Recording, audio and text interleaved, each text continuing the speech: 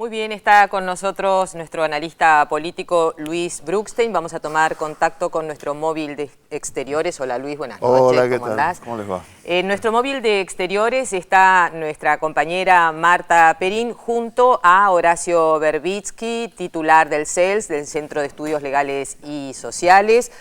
Lo tuvimos la semana pasada para hablar precisamente de la Iglesia, la situación de la Iglesia o la connivencia de la Iglesia con la dictadura militar. Hoy vamos a hablar con él sobre las cárceles. Buenas noches a los dos, a Marta y a Horacio. ¿Cómo les va? Hola, ¿qué tal, Cecilia? Bueno, efectivamente, estamos aquí en el despacho junto a Horacio Verbitsky, que ustedes saben, ha escrito también sobre este tema en el día de ayer, en página 12, sobre la violencia institucional y la necesidad de erradicarla en el país, para que no aumente el horror. Así dice en una parte de su artículo, Horacio. ¿Qué tal? Así es, buenas noches, Marta, y también Cecilia, Luis y el resto de los periodistas que están en el estudio. Sí, yo escribí ayer en el diario un artículo que se llama Parar la mano, del cual proviene la fotografía que ustedes mostraron de este hombre que tenía la cabeza vendada y los ojos hinchados, que se llama Alexis Retamal Jara, que fue golpeado en la unidad de detención 11 de Neuquén.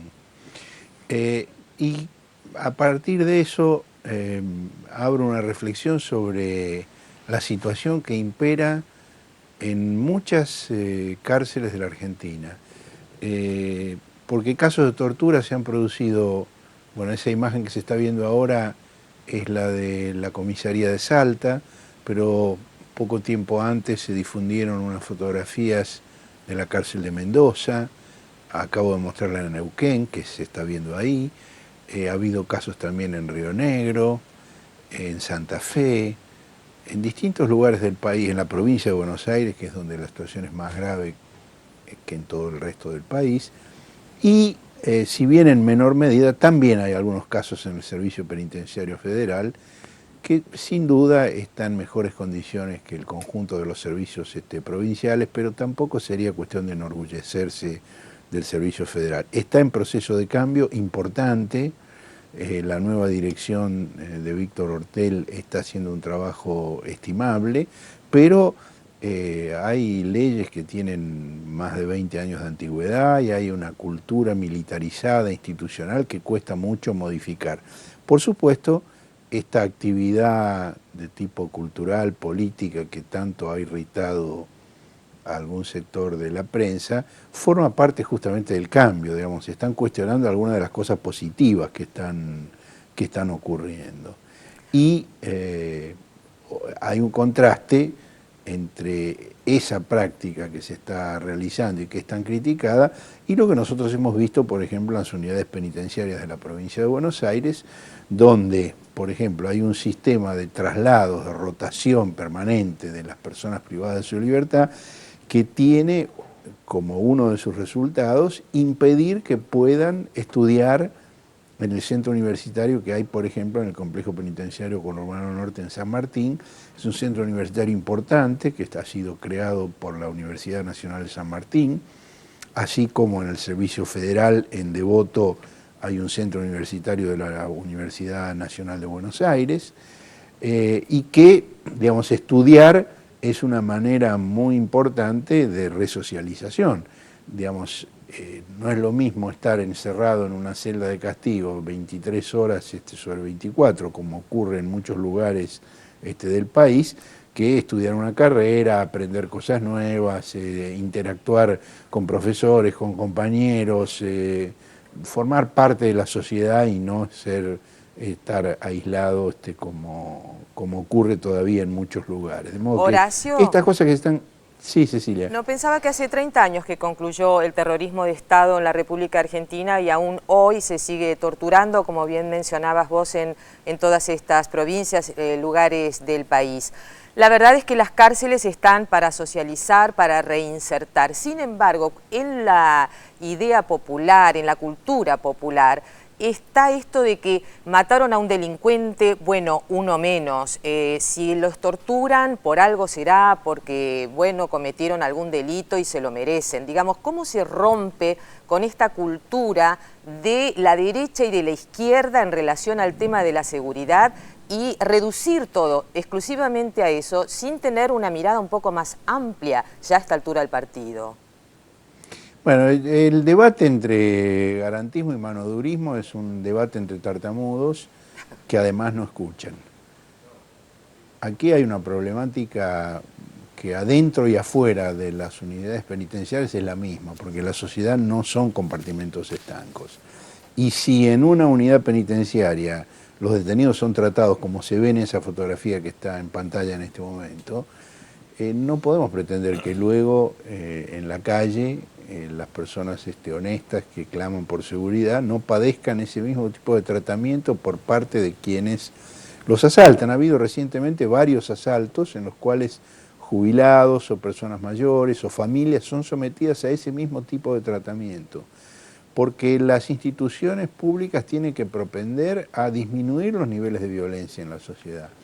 Y estas cosas que estamos viendo en las cárceles, lejos de propender a la disminución de la violencia, son parte del problema e incrementan los niveles de violencia. Por eso nosotros desde el CELS estamos insistiendo en que se sancione de una vez por todas el protocolo, el mecanismo nacional de adhesión al protocolo facultativo de la Convención contra la Tortura.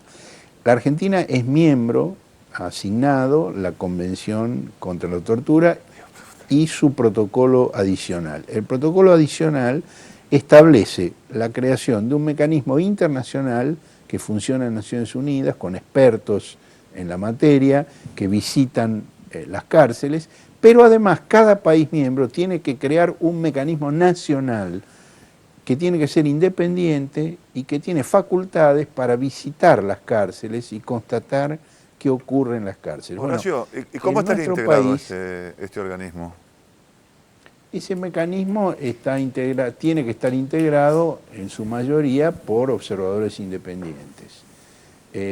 Hay un proyecto de ley que tiene media sanción del Senado, de diputados, fue sancionado en septiembre del año pasado, y tenía además dictamen de 3 comisiones en el Senado.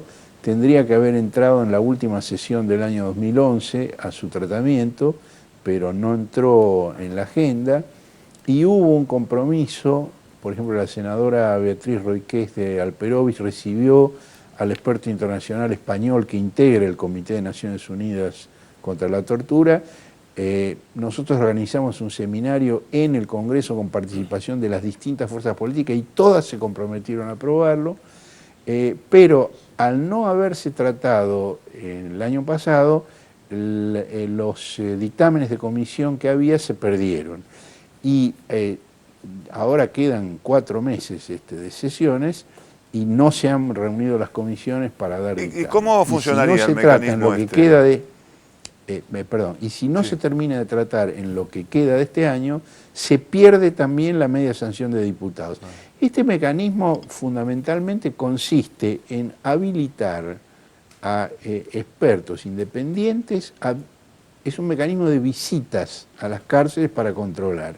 Eso que hicimos en el mes de abril con el vicegobernador Mariotto en la unidad penitenciaria Conurbano Norte, hacerlo en forma sistemática, con mayoría de organizaciones no gubernamentales, para constatar cuáles son las situaciones que ocurren en las cárceles. ¿Y en el caso de una comisaría? Nosotros también, en todos los lugares, la convención es muy clara, en todos los lugares donde haya personas privadas de su libertad, ya sea comisarías, unidades penitenciarias, incluso lugares de reclusión psiquiátrica, institutos de menores, en todos los lugares donde haya personas privadas de su libertad. Bueno, aquí hay una responsabilidad política que todas las fuerzas tienen que asumir. La sanción de este mecanismo es la manera de terminar con estas cosas. No hay otra manera de terminar con estas cosas. Y digamos, esto vale tanto para el servicio federal como para los servicios provinciales. con este tema de las salidas de los presos para actos culturales, bueno, digamos, se ha hecho un gran escándalo con una cosa que no merece escándalo, sino aplauso.